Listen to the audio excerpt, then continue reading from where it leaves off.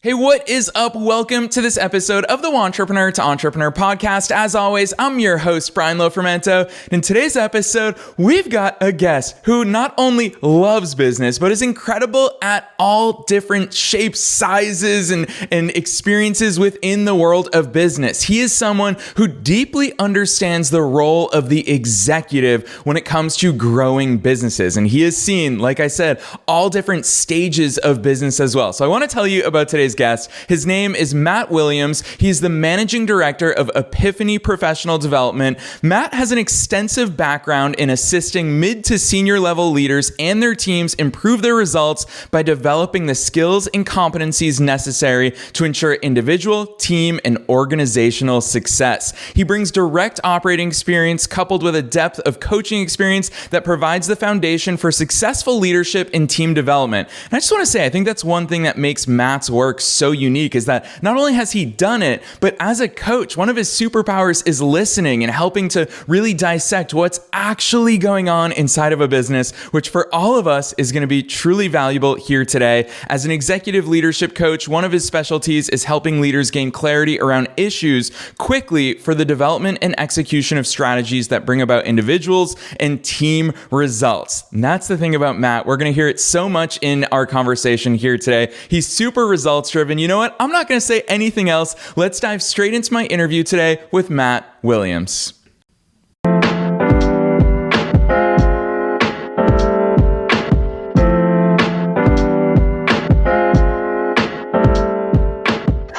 All right, Matt, I am so excited that you're here. Welcome to the Wantrepreneur to Entrepreneur podcast. Hey, Brian, how are you today? I am so good. Obviously, I teased a little bit. I think so highly of your work. Listeners always love hearing the backstory, though. I know that there are so many different transitions, pivot points. Tell us in your own words. Who's Matt? How the heck did you get here? Yeah, man, with that introduction, I don't know that it's going to be tough to live up to that. A little bit of background on me, the short story, as it were. I started out in corporate America back in the day for Hewlett-Packard. First in sales and then in management roles. And I had the opportunity to leave and buy a distribution company that was distressed at the time. So did that. We were fortunate to turn that around in a few years and sold off components of that, carrying some of the technology that we had identified forward. And with that technology, we were able to create a medical device company that we were fortunate to grow and develop over a 10-year period of time to the point where it became attractive to another medical device company. And we went through an acquisition. We were actually looking for investment dollars at the time, but went through an acquisition. The timing in the marketplace was right.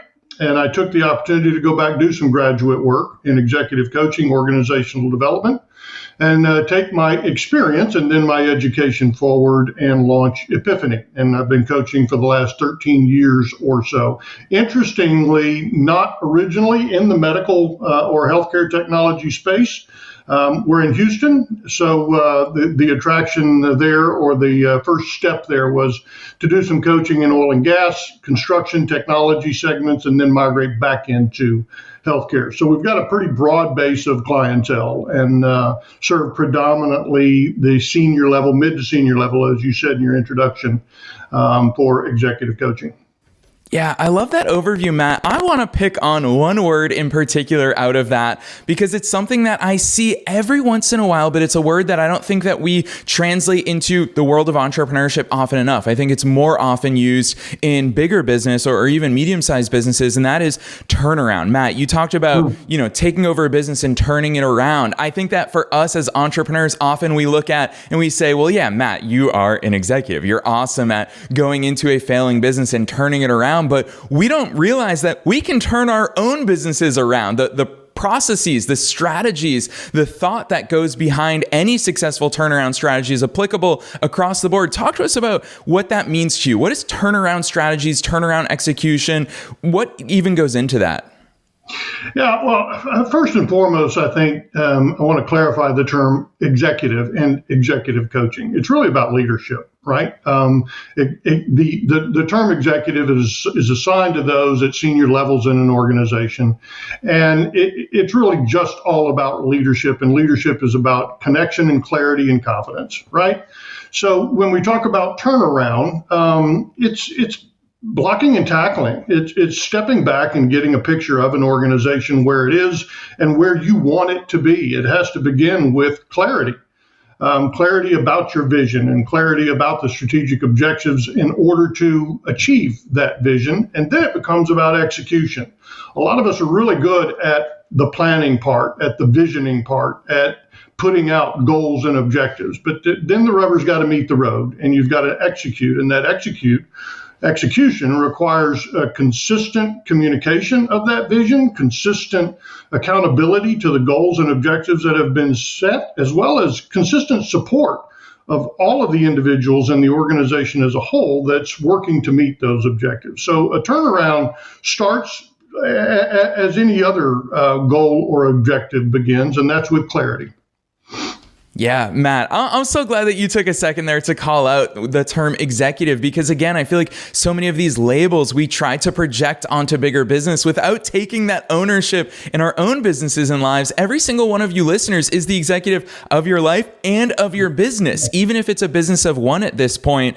And Matt, what you just talked about, clarity, again, I think so many of these things transfer and extrapolate into the world of entrepreneurship. Clarity is something that obviously we could take it in two different ways. We can talk about it from a business strategy standpoint, but also from the leadership standpoint. You talk about having a vision and then executing on that. Where are some of those failure points that you see? Because it all sounds very easy on paper, but where does it get lost in reality?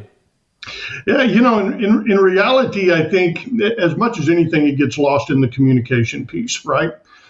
Most of us as entrepreneurs and leaders have just a million things going on in our head at any one point in time. And we tend to jump from place to place and ideate a lot and sometimes chase rabbits, chase squirrels, right? So I think what it comes down to is consistency of communication and consistency of execution along the way. So yeah, it does sound easy. You get that clarity, you get that vision, you get the goals established, but then you've got to consistently work towards achievement of those and kind of hang your hat on them. Not that we don't adjust along the way, right? But we have to have the patience and the diligence to execute and allow our vision to unfold. Yeah, Matt, I want to go into it because amen to consistency. It's a message all of us need to embrace in all of our life and business journeys, but that's obviously the hard stuff. And particularly when, Matt, the thing that really stands out to me about your work is how results driven you are. Whether you're talking about developing leaders, whether you're talking about improving the performance of teams or entire businesses, so much of your work and your messaging always comes back to those results. And I think that results and consistency have a very funny relationship because if we put the work in today, we may not see the results tomorrow, at least the measurable results tomorrow. And so there's a period of time where we have to put the work in, trust the path that we're on while waiting for those results. How do you measure those results in those interim periods along the way? Of course, we've got those big lofty goals, but what sort of milestones, what sort of progress can we take as we're on the journey? Yeah, well, it's a little bit like sales if you break that down, right? If we just look at the numbers, we're not seeing the full picture. We have to look at the behaviors and the actions that lead to the results. So when you talk about measures, that's what I look at. I look at, are the behaviors being consistently performed that will lead to the results that we've identified or that we've set for ourselves. So I think that's the measurement piece, Brian. I want to touch on also a bit more about the consistency piece, because I joke with people because I think everybody needs to be held accountable, right? Except me. Accountability, though, is huge when it comes to delivering on results. And the way from a leadership standpoint we can be accountable or help others be accountable is by encouraging them to own what it is they're chasing.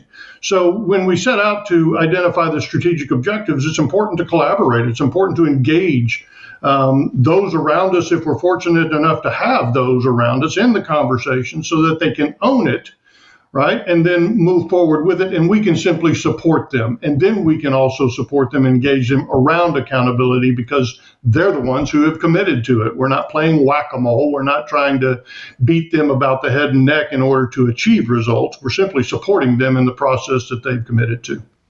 Yeah, I love the way you said that, Matt. I think it's so important, that concept of support. And obviously, when we talk about coaching, that's one element of coaching, good coaching, that we're definitely going to talk about. But especially as leaders, it is so important for us to support those around us. And Matt, when we talk about leadership, I do want to piggyback off of something that I read on your website, which we'll talk about your website at the end of today's episode. It's epiphanyprofessional.com. We'll talk about that a little bit later. But listeners, there's so much good language and messaging from Matt about leadership on his website, but the one paragraph that I want to read real quick is: leadership is a complex and nuanced responsibility. Often success will hinge on finding the right balance of skills, competency, and behaviors that may at times seem contradictory. Matt, we've got to go into that. Talk to us about the contradicting forces within the realm of leadership. Well, many of the behaviors or expectations seem a bit paradoxical, right? It seems like people ask for or need one thing and we're doing another. And then when we do that one thing, they ask for or need another. So leadership is complex. It is nuanced. And we can either communicate too directly or not directly enough. We can communicate too much or too little. The challenge, I think, for most of us in leadership really is defining what we believe will create both the results and the impact that we hope to create, both in the vision part, but in behaviorally, right? And then commit to that, to be authentic, to be a bit transparent in our work, to recognize that we're not always going to get it right, to recognize that it is nuanced, that we're going to make mistakes, that we have to make adjustments along the way, and yet remain committed to our purpose, our vision, and our values along the way. Yeah. And speaking of making mistakes, I think that as I've matured as a person, as an entrepreneur, especially looking way back into my early 20s when I did work in corporate, I saw that the best leaders were the ones that, I want to use totally a millennial phrase right here, but they were chill in the fact that they owned their great moments, but they also equally owned their not so great moments. And those were the leaders that we all wanted to follow, because one way or another, we knew that we would get through that storm together. Matt, talk to us about some of those ways, because I love the fact that now we're talking about these paradoxical situations, because as a leader, we want to be the peace in these storms. We want to be the calm. We want to get us through all of these things. But at the same time, we also want to be realistic with the people that we're leading, with ourselves, which is not always easy. How do we get through all of those things while also maintaining that position of being that leader of an organization, of a team, of anything that we're doing? Yeah, well, that's a great question, Brian, and it's complex and nuanced in its approach. There's actually an ebook on my site called Authentic Presence, and it's about that authenticity. It's about that presence that a leader needs to be able to exhibit in order to build that confidence in others, right? It's not about just the exhibition of confidence, but it's about building that confidence in others. And the answer that I'm going to give you along the way is elevated, maybe a little bit trite, but again, it's in the execution of the steps along the way. And it comes down to self-regulation. Presence, executive presence, leadership, confidence, all of those things come down to self-regulation. And self-regulation is about knowing who you are, knowing what your value system is, knowing what your purpose is both in that organization, in life, and knowing how your emotions affect you, and understanding, again, that we're going to screw up along the way, that we're not perfect, we're going to make mistakes, but having the ability to process those things effectively when you're in those situations. We all get surprised. We all get knocked off balance. We all have disappointments, right? We all have thrilling, exciting times in our life, whether it's personal or business. And just understanding how that lands on us and how we process that information, the cognitive part, right? And then how to manage through that when we're disappointed, knocked off balance, et cetera, et cetera. Those who know themselves well, those who have taken the time to step back, reflect, journal, understand how their ego is impacted in different situations and how they can manage through that, are those who achieve typically that more consistent kind of performance, which as a parent or as a leader or anything else, those that you're responsible for are going to be looking for consistency, right? That they can predict how you're going to behave for the most part in most situations. Oof, Matt, that's a high barrier for us to all meet inside of our own lives and inside of our own businesses. It's really a big challenge for listeners. You're basically challenging them. You talked about self-regulation. That's something that a lot of us want to skip along the way. You know, I always say to people, business is easy. It's all about having a great product, getting that product in front of the right people. Business is the easy part. It's all this stuff that you're talking about, the self-regulation, the managing of the ego, the confidence. I think that's one big area where I know, knowing the entrepreneur to entrepreneur audience as well as I do, I know that all of us, Matt, heck, you and I can both remember. I mean, sounds like we're on a similar time frame. I started my first business 15 years ago, and I had no confidence back then. And I would argue that a lot of my confidence came through not only the experience, but also investing in myself, talking to incredible leaders like yourself, going to conferences. Let's talk about that confidence. With a lot of listeners out there saying, Matt, I struggle every time I get into a sales call. I don't have that confidence. How do we start building up that confidence? Well, another great question. And if you struggle every time you go into the sales call, you're certainly not alone, right? Depending especially on where you are in your career. But even those late in their career can struggle with that confidence, as it were. And again, it comes back down to that self-regulation, that ego management, that understanding what your fundamental choices are and who you are in the process. But to your point, Brian, I think we have to, again, we all struggle with confidence at some point in time and various times in our lives, both professional and personal. But I think you've got to surround yourself with those who can support you, those that can feed you, those that will encourage you along the way. So I think that's critically important as well.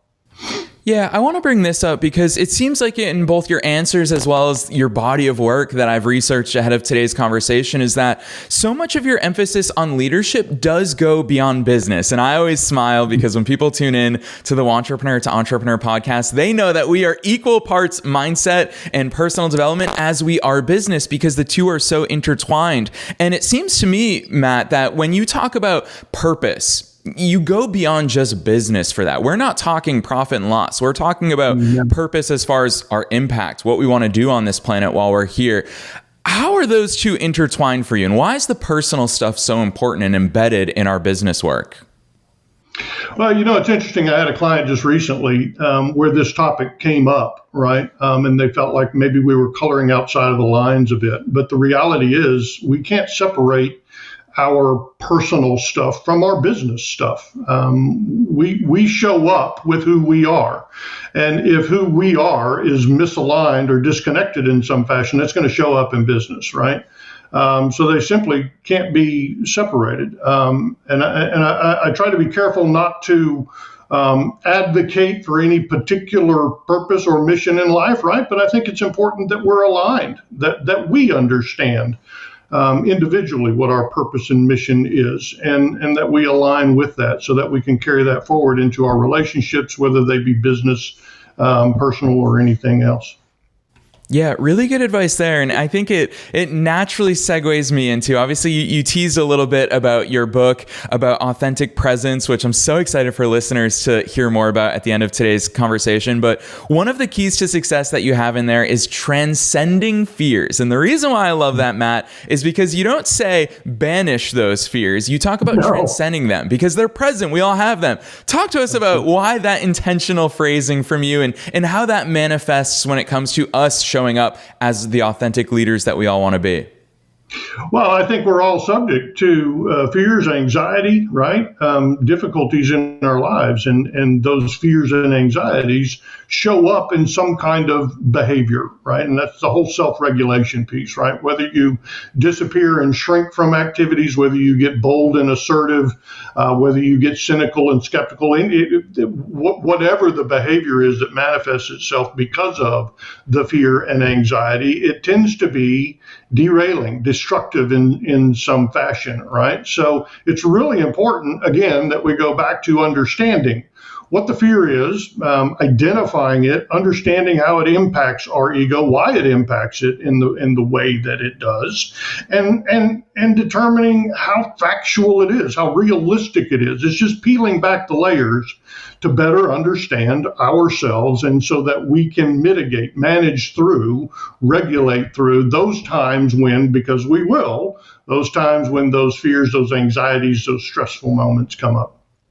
Yeah, Matt, I love the way that you phrase that, because they are inevitable. And I don't think we talk about this enough within the world of business, within the world of entrepreneurship. So I love the fact that you acknowledged it. One other thing you've acknowledged quite a few times in our conversation here today is the big E word, ego. And I know that obviously for so many of us, that impacts us in a million ways, for better and for worse. There's so much that goes into ego. We want to talk about a nuanced topic. Ego is a big one. Right. So let's go there, because a lot of people, Matt, actually, you've worked with so many leaders across so many different industries, organizational sizes. You are a fellow entrepreneur yourself. What are some of these real life ways that you've seen ego impact leaders, both positively and negatively? Well, personally, ego tended to get in the way quite a bit, and it probably still does along the way. But it got in the way in that I didn't seek or solicit enough feedback from others to either inform or validate decisions along the way. I recognize that at some point. I did get a coach in my later years of running my previous business, and it was extraordinarily helpful simply to have and this isn't a plug, but to have that confidential thought partner, right, that wasn't threatening me as much as he was inviting me into a conversation. And so I think the most successful leaders, and we talked about this early on, but are those that are open, those that can be a bit vulnerable, those that will surround themselves with other people and solicit ideas. It doesn't make them indecisive, it makes them informed. The leaders with greater ego will tend to be more reactive. They'll tend to be less well regulated, so they're more emotional. There's variability there. People don't know what to expect from them, and unfortunately, they'll make decisions that aren't always the best thought out or well thought out along the way. So, there's polar opposites of ego: those that are very open and collaborative, and those that are very staunch and rigid. But again, there's everything in between that, right? And I think that's the leader's challenge, is to be honest with themselves and invite someone into helping them identify where their opportunities are, and then grow toward mitigating the derailing behaviors and strengthening those things that they bring to the table.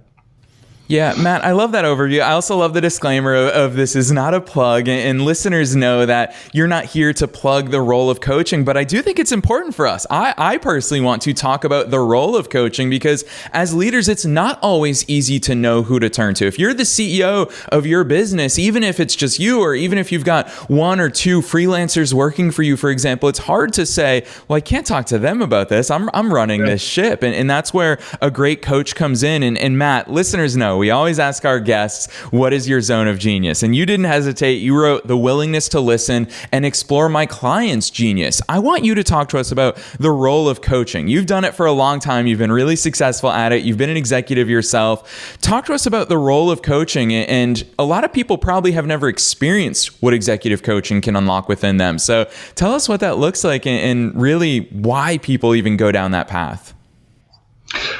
So I'd venture to say everybody has experienced coaching in some form in their lifetimes. Maybe they didn't recognize it as such. But for me, I'll go back to in my previous role when I did, in fact, engage a coach. I couldn't talk to the board. I couldn't talk to the accountants. I couldn't talk to the attorneys. I couldn't talk to my wife about it, because it took a long time to get her up to speed before we actually got to the topic. You certainly can't talk to your employees. So when they say it's lonely at the top, wherever the top is, it's true, because it's really difficult to engage with someone who has no agenda other than yours. right?